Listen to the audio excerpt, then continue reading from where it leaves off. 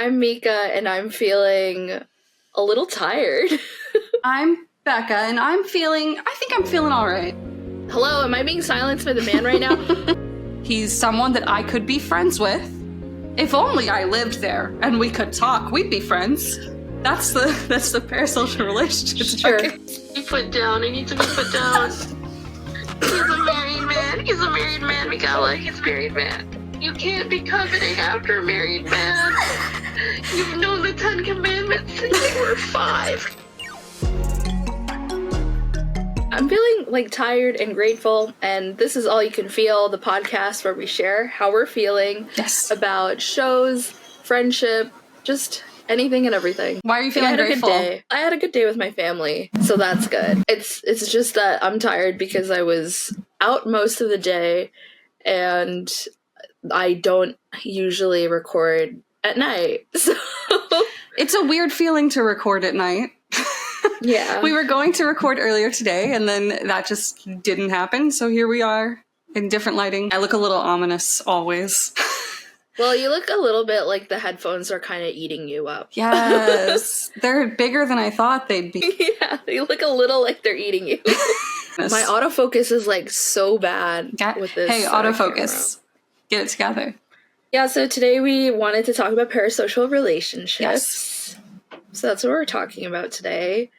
And yeah, that's pretty much on the docket. That's it. That's all we wrote. Parasocial relationships. What are they? What's our experience with parasocial relationships? A good example of parasocial relationships is who you're a fan of. So if you're a Swiftie, or if you really like K-pop, or if you really like British actor Joseph Quinn, then... Specific. No, I think all of these are pretty relatable. Yeah, I'm pretty sure they're all relatable. I would say that you have a parasocial relationship with these public figures. I really wanted to sit down and prepare with a definition. Yeah. So if you want to go with a definition, you can, but I didn't. I don't have one prepared, but I would agree. I think parasocial relationship is the relationship you build one-sided with, like you said, some kind of celebrity or some kind of person that's external from your circle, of people you know in person. Right. Because I feel like you can have a parasocial relationship with any random person you wanted. It would just be one-sided. Right. I think that's where the para comes in, and it's still social because there's some aspect of a relationship, but chances are it's not one-to-one. You're not talking to somebody like I'm talking to you right now. It's very much, as you said, one-sided. And so what is your relationship with your parasocial relationships, I guess? How do you deal with having unattainable and unhinged thoughts about someone?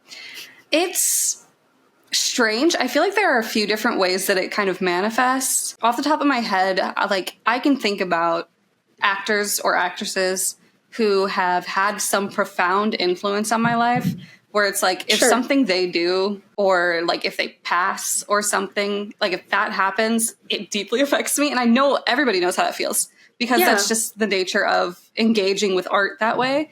There are certain actors that I didn't even think I cared about that much, that when they passed, I was like, why did that deeply affect me? And I think that's an aspect of it, because it's not like they know who I am, but I've engaged with their art and their storytelling and their interviews, and some part of their persona that's come out into the public that can feel like a real, feel like them, because I guess in a way it is part of them, even if it isn't their true self. But also the parasocial relationship can be as simple as Cillian Murphy being the kind of blueprint for my type of man. I don't know that man. I don't know him. But he's if I met someone that was like him. Matter of fact, today I met someone, well, I say met loosely. I saw someone at the library today who had the most Matthew Gray Gubler energy. No. I just interacted with him normally, but in my head I was he's got the energy. And for some reason, I was like, that makes him more appealing to me. Yeah. Just because of whatever relationship I've developed with Matthew Gray Goobler. Yeah. You just say his name fully. No. You'd have to say all three. Oh, for sure. I wouldn't say Chad Murray. No, you would not say Chad Murray the way that you wouldn't say Matthew Goobler. It just wouldn't sound right in my spirit. Yeah. I was actually having a conversation with Louise, my cousin, and we were talking about Swifties. She's very frustrated, not just with Swifties, because, I mean, I don't know if I would call myself a Swiftie at this point. I'm with you. I'm right there with you. I have a very fraught relationship with Taylor at the moment. It's been fraught throughout the years. It was very strong during the pandemic, but these days it's very much like, I really loved your lyricism and I really love your music, but I don't know, girly. And so we were talking about that and the idea that in fandom it's often almost like an all or nothing mentality where you either completely stan someone's actions 100% and everything that they do, everything that they mess up with, you have some sort of excuse or like grace. You have like infinite levels of grace for them. Yeah. Or you're just like, you're not considered a fan. Like you can't appreciate their art at all. If you have even one critique. Yeah, and I think that's very flawed. And I think that I share the same sentiments as her. And we brought up, you know, K-pop fandom as well, where I also talked about Watcher and how we really loved Watcher for a long time, like for myself for over 5-6 years. Yeah. The mental gymnastics one has to go through to excuse their behavior, to excuse their decisions. I'm not into the idea of hating them so intensely. I think that people have gotten really carried away with hating on them. And I understand, like, it's a quick, I don't want to say quick fix because it's not a fix. Right. But it's like a quick release of pent-up emotion of, well, this makes me feel good to dunk on them. I just get kind of iffy about the idea of treating, like, mid-30s, men in their mid-30s who have been in the business of online culture for well over 10 years. Yeah, decade. You know? Some of them have gone to school for this. So I think that when we fall into the trap of like, that's my baby girl. Yeah. And you're like actually taking it to the point that it is my baby girl. This is actually an infant. I think that's the danger of parasocial relationships because you've forgotten that they're a person who is capable of horrendous things, just like you and I are capable of horrendous things. I think that it's okay to be invested. It's natural to be invested in someone's life because, I don't know, I wanted to talk about you and me because it's like I don't know if that counts, but we didn't meet each other for a very long time. We didn't meet each other until 2022 and we'd known each other for like forever before that. So I say no in a different way. It's different because we talked to each other and we got to know each other on a level that is not what Taylor Swift and her fans are doing, where she can only come to her fans in certain very controlled circumstances, often to her benefit, like more than often to her benefit. That was something that Lou and I had talked about as well, is just the idea of capitalizing off of that relationship. Yeah. Both in Western pop culture, but also definitely in K-pop, where it's a little, I don't know, like it leaves a bad taste in my mouth and apparently on my camera to kind of act like they aren't completely aware of what they're doing. Right. I think that hello, am I being silenced by the man right now?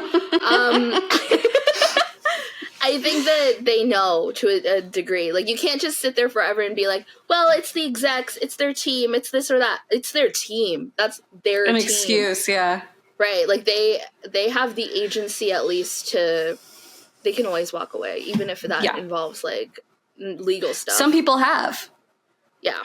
There have definitely been some, like with Watcher, there have been some personalities or celebrities that have done something, and part of why it's upsetting, it's not just because it's immoral or morally gray or ethically gray or whatever, but it's also because like we had a relationship in which the audience or the fan spends money, spends time, promotes for free the person of interest. Right. There's a lot of investment that goes in from the fans' end, and then the return, of course, is whatever the product is that they're putting out and whatever that relationship is. And obviously that's not always fair to the creator either. For sure. It's well documented how parasocial relationships are harmful to creators too.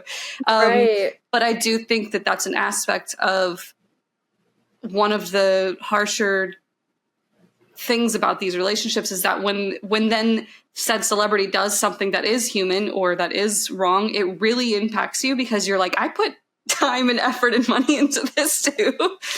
Yeah. And you take it like personally in a way. For sure. Which I think is fair to a degree. I think some people really respond excessively. Not to make this a watcher thing, but that has the response to that has also been very, like you said, very vitriolic in some ways. And it's like, it's not that serious. Yeah. Like, you don't need to go out of your way to be hateful. You should definitely feel free to remove yourself from that relationship. Especially financially, if that's what you feel called to do. Right.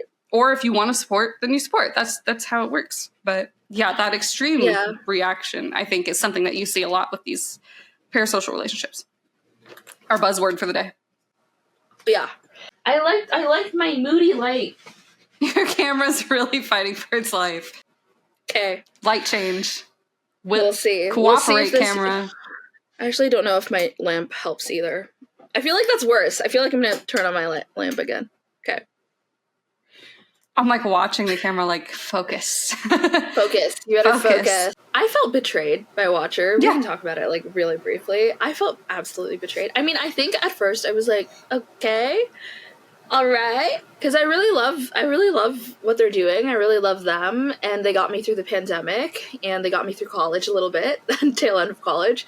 So yeah, like there was a lot of emotional attachment. I was really lonely. And so I would often watch a lot of YouTubers like Wong Free Productions with Lunch Break or the Try Guys. Another huge impact was made on my life by the Try Guys. So that was like something else with Ned, the parasocial relationship. I didn't want to bring it up, but it was there in my head. It was, utter betrayal.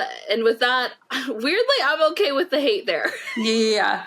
No, I'm not. Like, I still feel like it doesn't sit well with me. There are definitely shades of gray when it comes to the level of controversy they're involved in. Yeah. Now, putting your stuff behind a paywall is pretty bad. Like, pretty... For this relationship, yeah, for sure. For the relationship that they had with their fans. That was pretty nasty of them. And it doesn't sit well with me whenever they post things now as if nothing happened.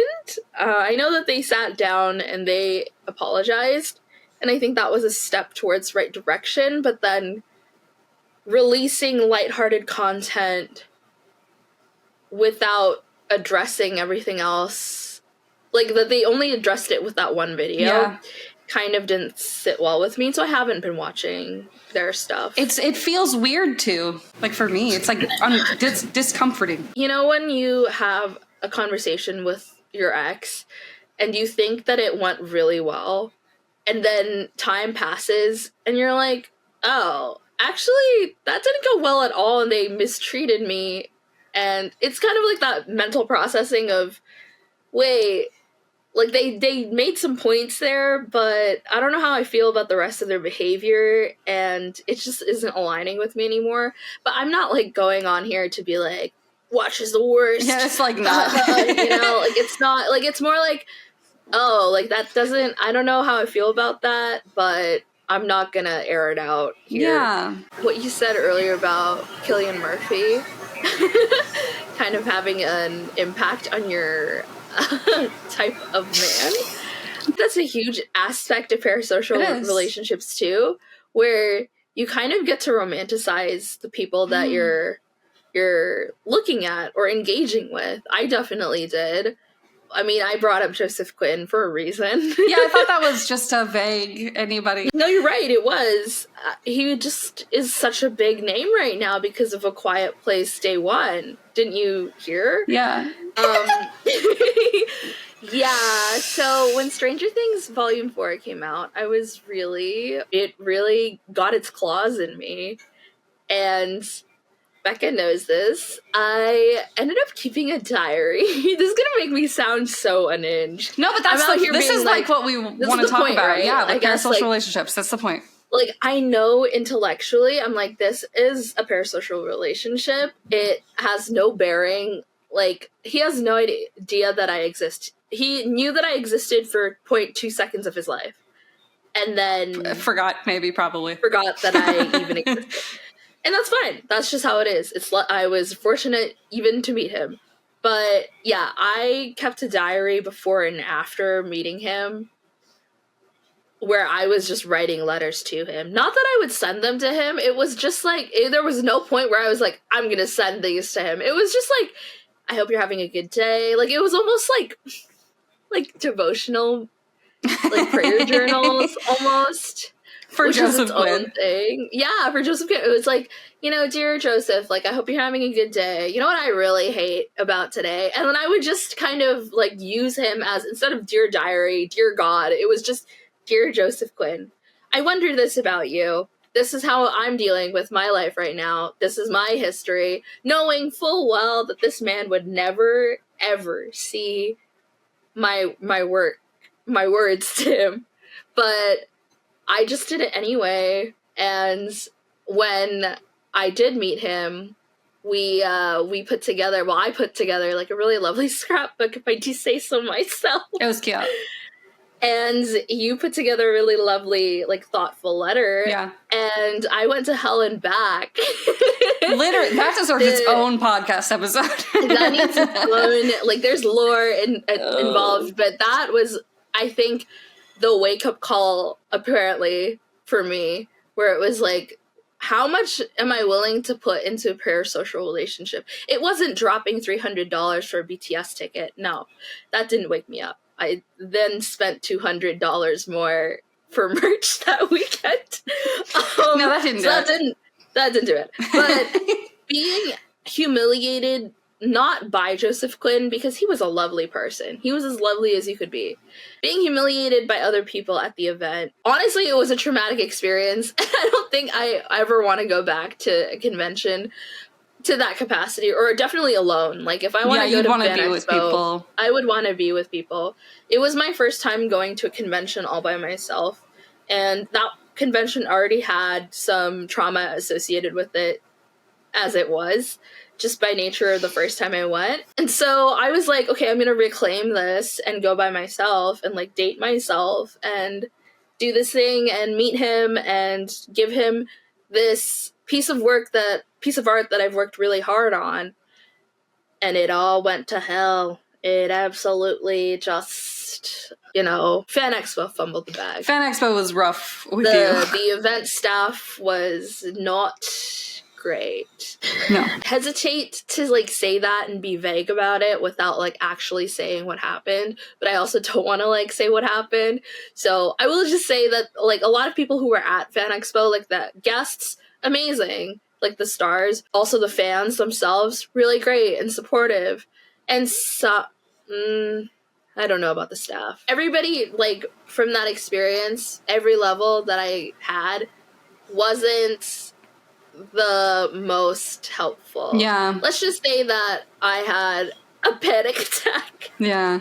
A very public and humiliating panic attack. I was treated like I was garbage. So, on this day when you're meeting, spending money and meeting an exorbitant amount of money. A lot of money. This, by the way, it was unplanned, like, the amount of money I spent because of how unclear things had been for me. To this day, I don't know if my ticket was stolen, but there was definitely something that happened there. Someone berated me very cruelly in front of everybody else. It sent me into a horrible panic attack that Becca got to witness over the phone. Yeah. And It was pretty bad. Yeah, that was when I realized I was like, I don't think I ever want to do this ever again for another person. The circumstances were rough. If it went better, then maybe it would have been different. And it wasn't Joseph's fault. It wasn't Joseph's fault. But it is contextualized. It is contextualized within. I think it points again to the celebrity culture or like fandom culture and the pedestals that we put people on, because it was like, he was just a guy and I really care about him, and I'm glad that he's booking roles and I'm hoping that he's taking care of himself, but also he's just a guy and he doesn't know that I exist, and it's fine that I don't see him. Like, I have to tell myself every time Deborah and Wall. That's another big I was literally thinking it. I'm like, we gotta talk about it.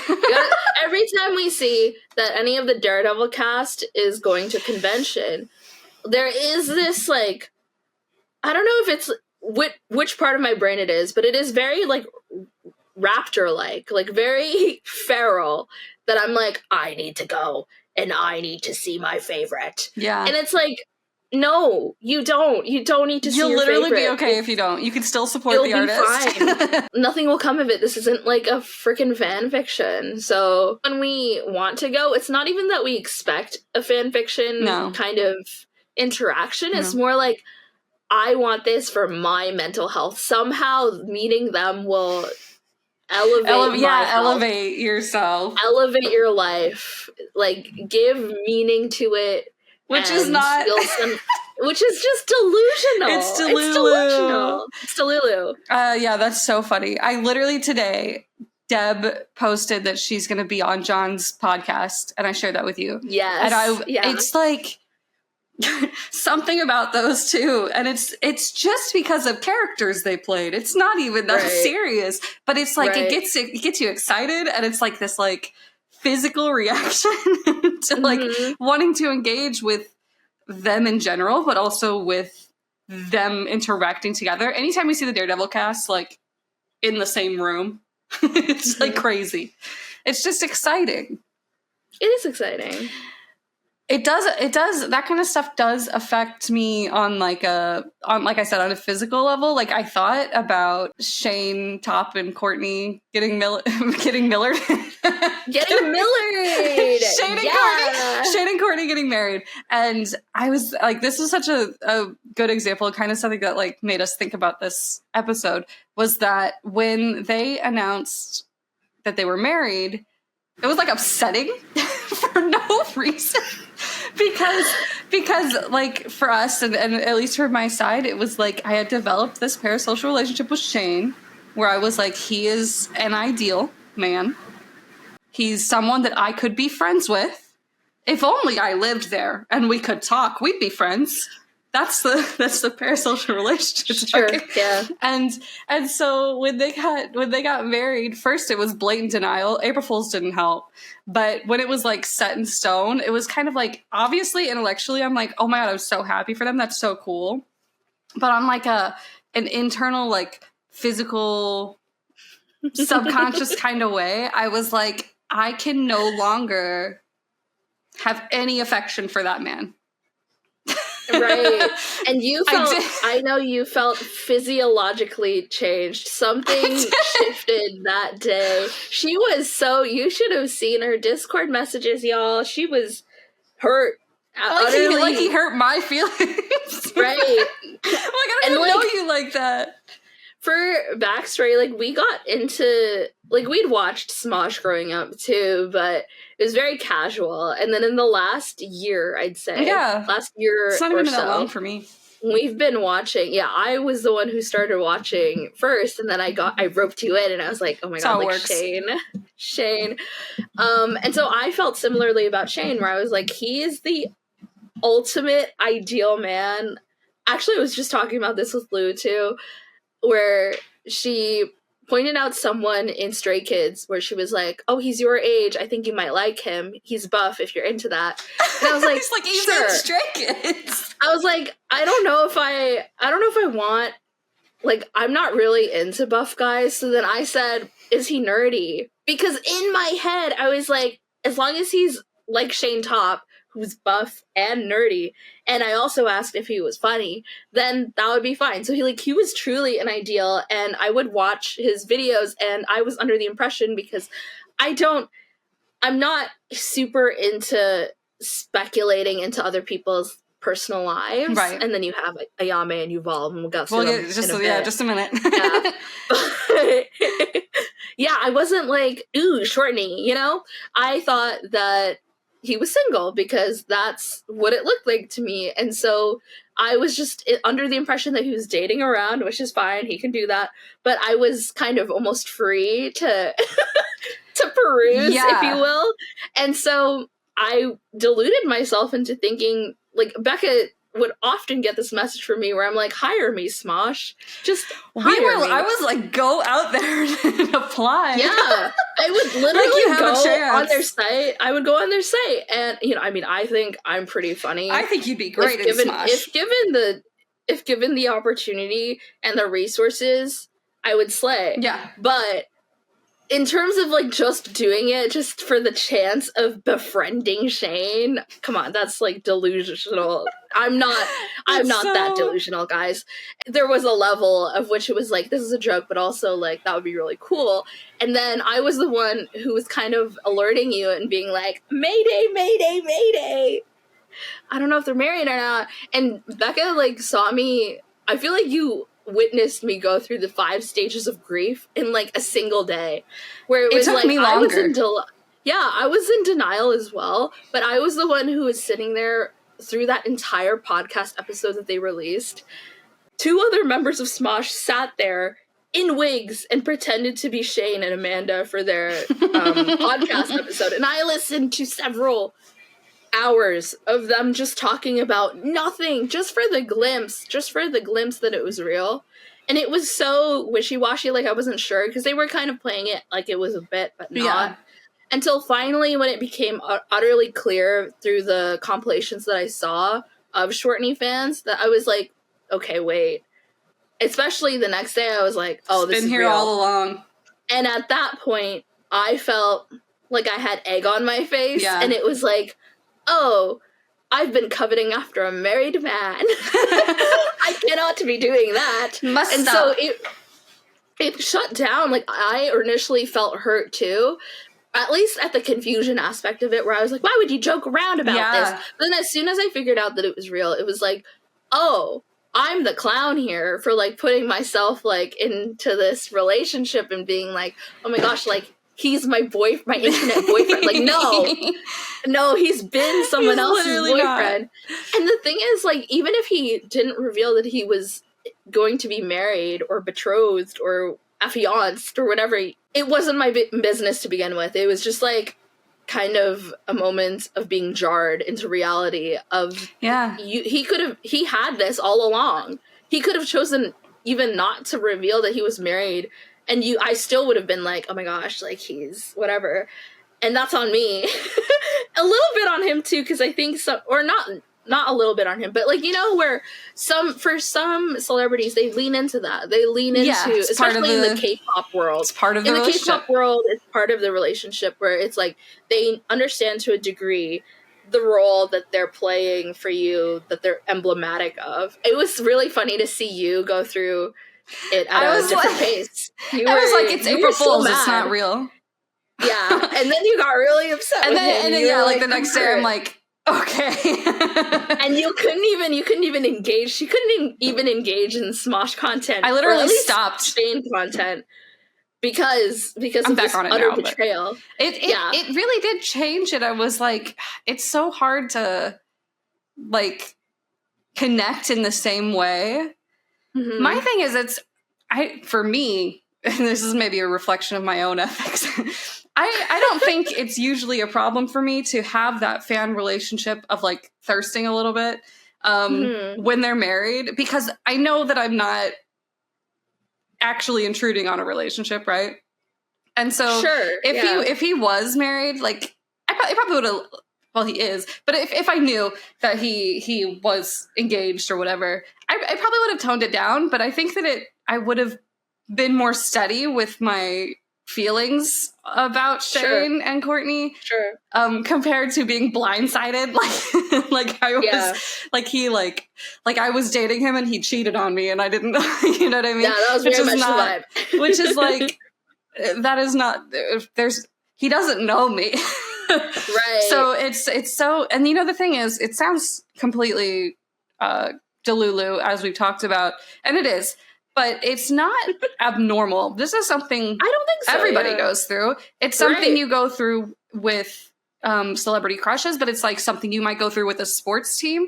If if a certain player that you like does something wrong to you or leaves or gets traded, like your relationship with them and with the team will change depending on your circumstances. It can happen with anybody. And so it sounds so ridiculous and very emotionally driven, and it's like, why do we do that? But like, everybody does it, or most, most everybody does it to a degree. Lot of people do it, and I think that it's, like you said, it's normal. For myself, like when I'm like, oh my gosh, I shouldn't be coveting after a married man. totally a joke, but it's also religious trauma. But like, totally a joke. I put myself in the shoes of their partner at that point, and I'm like, okay, I need to back up a little bit. Some of the things I'm saying are pretty uncouth, so shouldn't be. Like, they might not know. I do keep going, God knows. But I know. Yeah, God knows. But I'm like you in that, like, it doesn't completely stop. Like, I still am attracted to Shane, and I know it.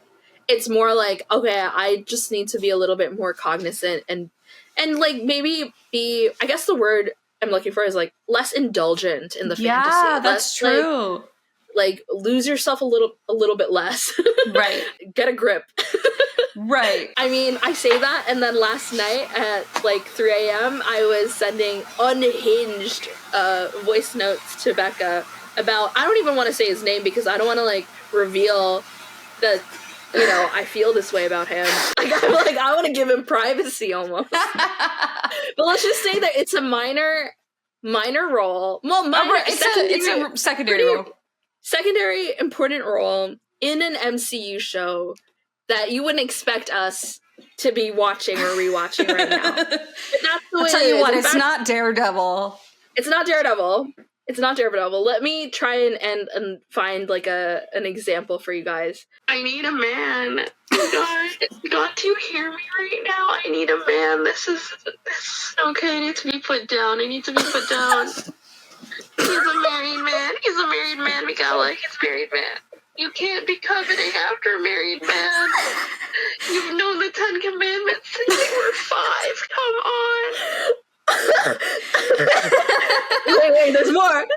No, because it's like usually when I see that a celebrity man is married, I'm like, all right, that's chill, cool. I'm no longer attracted to you in that way. I have boundaries. Like, it's like mental guards go up, and I'm like, I like with Shane, it was like suddenly I can't covet after you. I can't be like, yeah, and I don't feel that way about him anymore. But somehow you showing me those photos in that video, I'm like, no, I want that. I want you. I'm broke. I followed him. I followed him at 2:45 a.m. and I followed him on Instagram.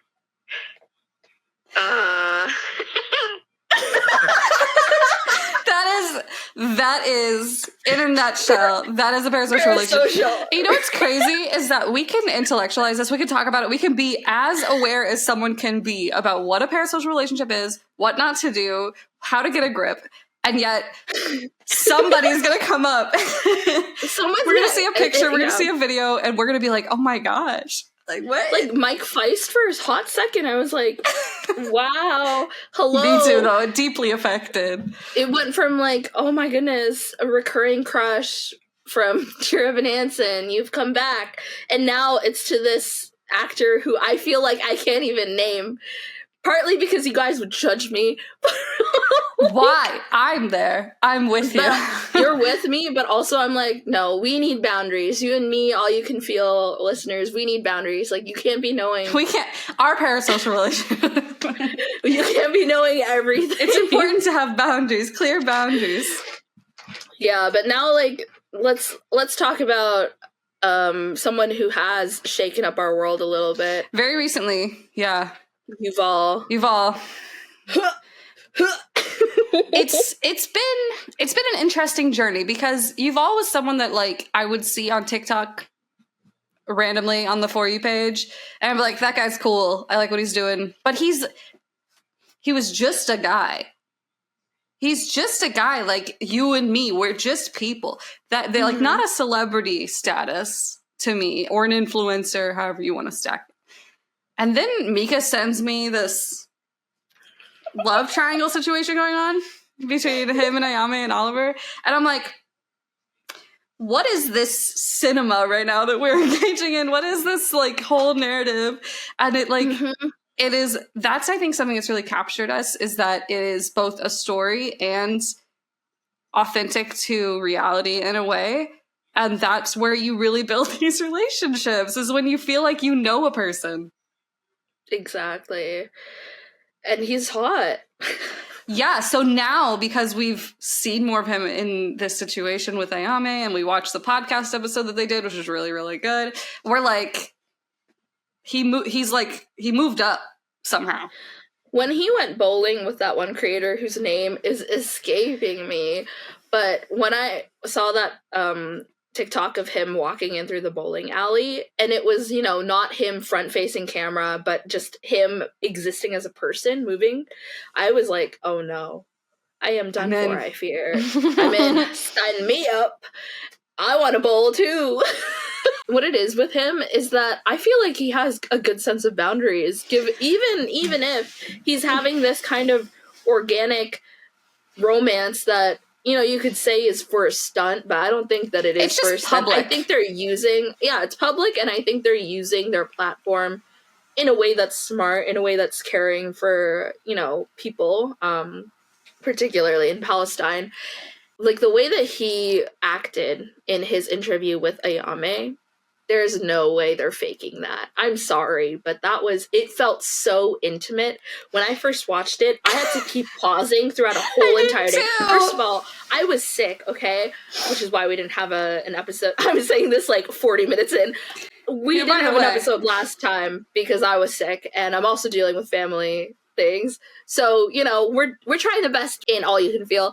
And so I was watching it, and I would pause, and then, you know, I would like shiver away into a cocoon, and then I would like watch it again, and somehow it would get me even more feverish because the chemistry was off the charts. Yeah. It felt like I was watching someone's first date before my eyes, in a way that, like, you know, sometimes I felt that very rarely in TV, where you know it's fake, but then sometimes you're like, wow, I feel like I'm in the room, and I actually don't like this at all.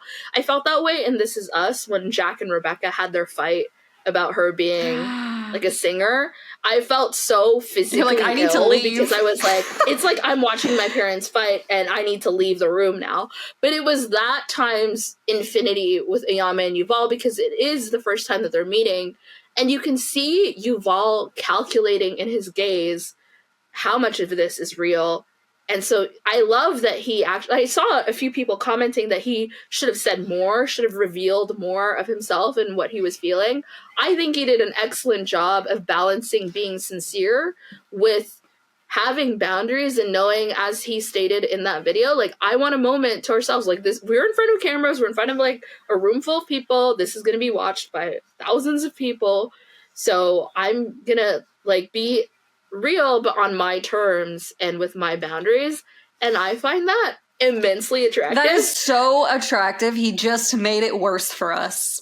Yeah, because he's so earnest, because he has distance. And I think that's when you can kind of root for somebody almost in a healthier way, because they're aware of the power that they wield, and they use it not to capitalize off of you, but for literally the good of people. Yeah. And you can tell that he knows that he's not perfect either, and he's in no way, shape, or form trying to elevate himself as like a person of the people, you know, like as some sort of I don't know, figure and symbol. Like, he knows that he's just a guy, and I love that about him. And I think that's nice. Like really, it's like dangerous, but also not, because he's kind of being the person to tell us, like, to touch grass. And Yeah. I love it when a celebrity wields their, like, someone who's in the public sphere, I guess I should say, or an influencer even, understands the immense weight that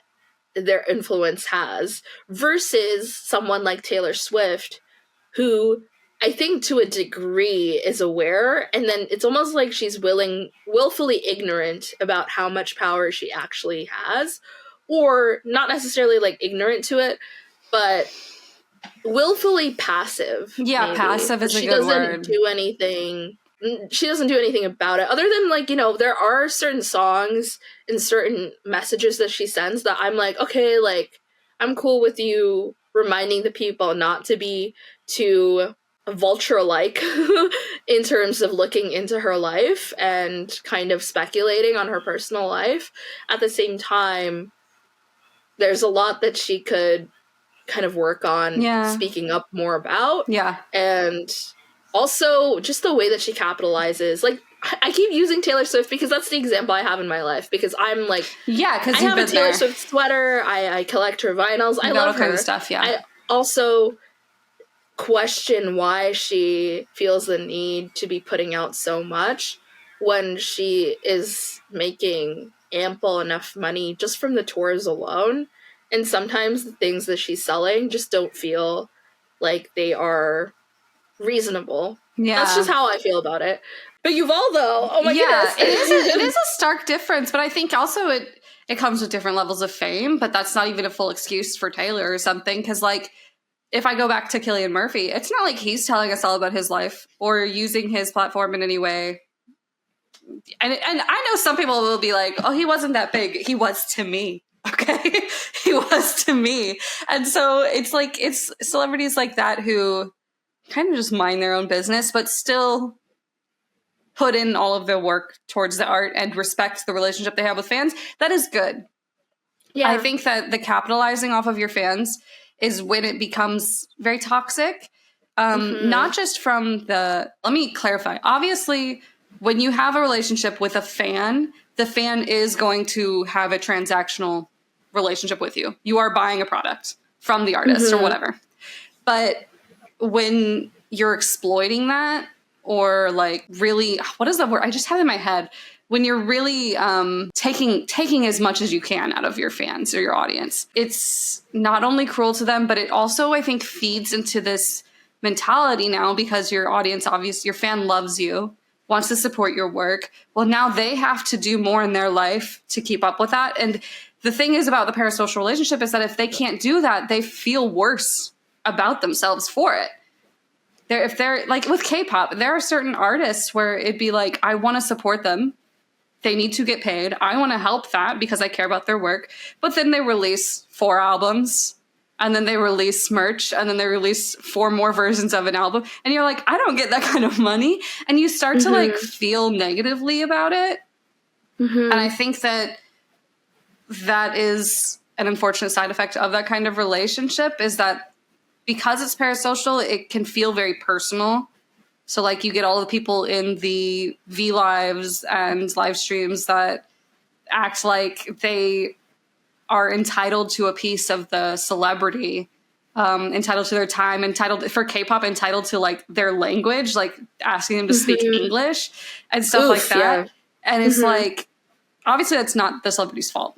But it is the nature of that kind of relationship. And so, to me, based on what we've been talking about, I think that it's something both parties really have to be mindful of. When you're a creator or an artist, you have to be mindful, the way that Yuval is mindful, to call your fans out, but also set your own boundaries the way Shane set a boundary and Courtney set a boundary. And as a fan, you have to be willing to check yourself and be like, am I going a little too far? Do I need to touch grass? Maybe? Yeah. Do I need to go outside and like feel the sun and just exist as a person, my own self for a moment? I think both of those things are very important for dealing with parasocial relationships. And then you can have healthier ones, because you can't escape it. If you're engaging with art and the internet, you're gonna engage with these kinds of relationships. Absolutely. I think I recently watched a video called The Lies You've Been Told About Taylor Swift by Lena Norms. And there is a lot to come away from that video. There's certain aspects of it where I'm like, I don't know if I agree. But she does talk about parasocial relationships in a way that does kind of make you question, what is my role and society's role in shaping this, like you said, kind of culture where this exploitation can happen and does happen pretty rampantly, but also what is the person in power's like role in terms of being a little more responsible and mindful. So I like the thought of, you know, both parties, because it is a relationship. It does go both ways. Crazy. In some way, in some form or fashion. And yeah, I think that I'm going to probably try to link it below if you ever want to watch it. It's so interesting to me how that's like a sign of a factor when it comes to being attracted to someone, is how well they can set a boundary or how well they're aware of their own power. Or like with Cillian Murphy, him just minding his own business. I know it's a meme, you know, to see him be so unaffected by the circus that is the media circuit, like when you're doing press tours and whatnot. And Mike Feist, I think, received similar treatment, and how he reacted to, you know, sometimes the ridiculous questions that you're asked during like a junket. But I think it's really telling that that's something that we're like attracted to, because it goes to it underlines again that need for like, we do need to be touching grass. And it is kind of like, I guess it's hot when someone knows that they have power, and that they have great power, and that with it comes great responsibility. You know, it's a little hot. So Peter Parker would be very good about setting boundaries with his fans. Oh yeah, for sure. Spider-Man, I don't know. Yeah. Peter Parker. Spider-Man, I'm not sure. Spider-Man, it depends on your iteration, I think. I was about to say, I think Tom Holland's Spider-Man in the first two movies, he has a little bit of work to do there. But I think by the third, for sure, he's back to being the friendly neighborhood Spider-Man. For sure. Kind of like the Yuval of the Spider-Man. friendly neighborhood Yuval. Yeah, part of what we wanted to talk about, which we did talk about, I think, to a good extent, was like our types, like just to be fun with it. So real quick, yes, off the top of your head, like who would you say are your parasocial paramours at the moment? So in that sort of distant way where I'm like, they're just an ideal, is like Cillian Murphy and Saoirse Ronan. Oh, always. That's been set for like a decade, okay? That's been set for a long time. I think that those relationships are like more with like YouTubers and stuff like that I get really intense. So like, man, I don't know. Now I'm thinking about Matthew Gray Gubler again, even though I'm not that serious about him. But he is, I think, a good archetype of a person. Yeah, because he kind of minds his own business, but he also has fun. He's also like super friendly. He has fun with his fans. Yeah. That's attractive. I'm trying to think of like someone good on like YouTube. It was Shane. Before Shane, it was Anthony. It shifts, you know? It really does. I don't know. Saoirse's like the main girl for me. I don't really know much about her. I just love her. You love her so much. I'm like, when you said Cillian and Saoirse, I'm like, tell me something I don't know. I don't know, man. Florence a little bit. I think you kind of kickstarted that. I'm pretty invested in how she's doing. I'm very invested in her life, but also not invested in her life. I think it was more before. I wrote a fun little article about her breakup with Zach Braff.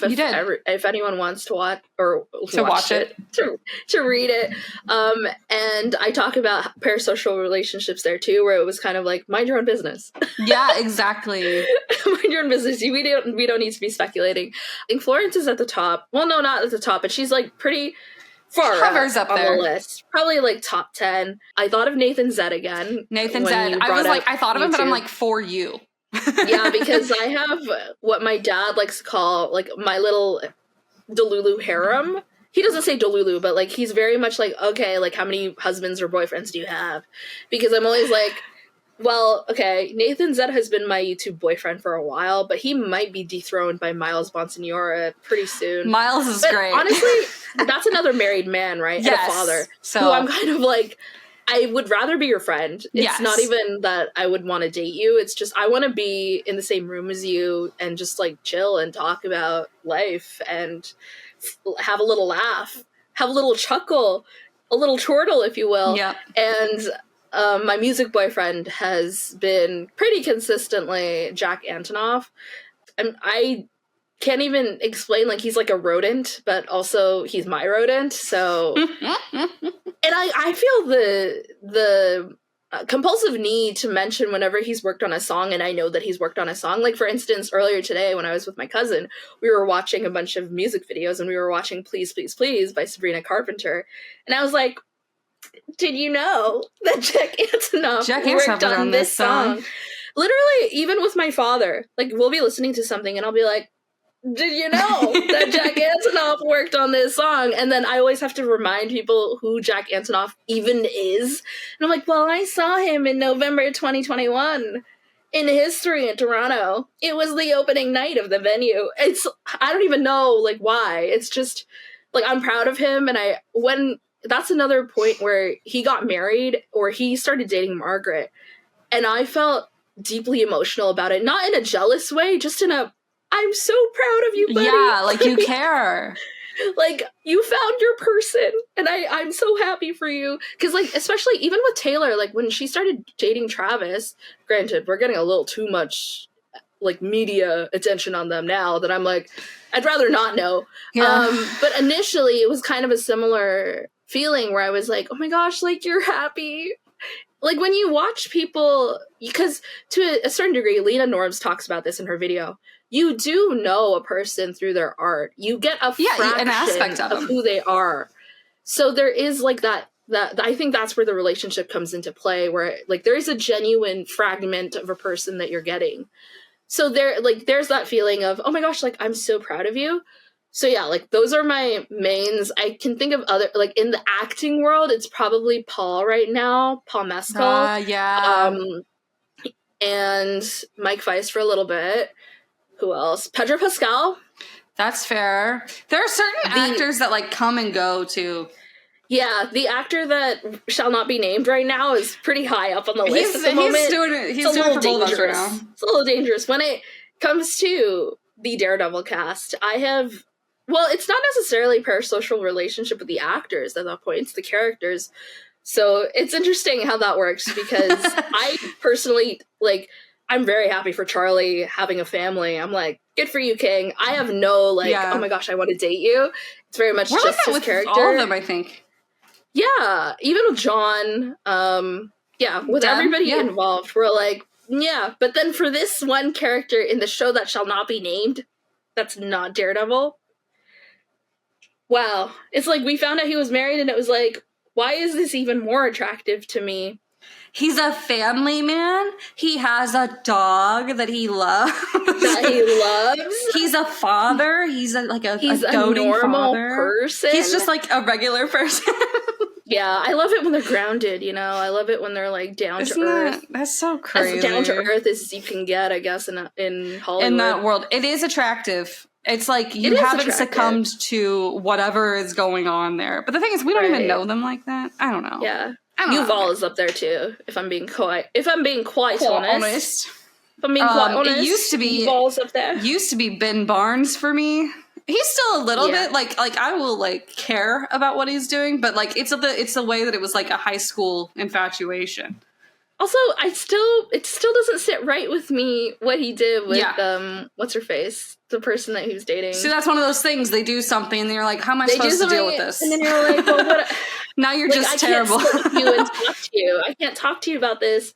And now I'm just, like, left kind of wondering where you're at. And so it just, you can't like sit them down and be like, hey, this is why that was wrong. Because like what you can do is comment on their Instagram posts and they're not going to listen to you. No, they're not, sadly. Or maybe for the better. Yeah. Anyways, those are our types. Those are our types and our feelings on parasocial relationships. Yes. It never ends. And the feelings never ends, and the hamster wheel of the social media network continues onwards and onwards, spinning in and out, spinning all of us out forever and ever. Amen. Amen. And with that, thank you for feeling with us. Please let us know what your parasocial tell us who your relationships- parasocial faves are. Yeah, who your parasocial pal or parasocial paramour. Who's your YouTube person boyfriend? is. Who's your internet boyfriend? Or girlfriend. Do any of you do that too, where you're like, you kind of, it's not that you rank them, it's more like categories. You give them like domains or like spheres where I'm like, this is my internet boyfriend, this is my TV show YouTube boyfriend, essay boyfriend, my TV show, my sitcom boyfriend, my variety music boyfriend, YouTube. There's just, does anyone, please tell me I'm not the only one, but my K-pop boyfriend is undetermined right now, because to be quite honest, my parasocial relationship with BTS is a little fraught. Yeah. It's not like I don't like them anymore. It's more like distance. I don't know. It's distance. It's we're growing on separate paths at the moment. Maybe we'll come back again. I think it's like one of those relationships where it's like, whoop, you just had like a small break. It's okay. Yeah. So me too with BTS. Yeah. Let us know what you're feeling, and I hope that you have a really great week, and we'll see you again next time. Yes. Thank you. Bye. Bye.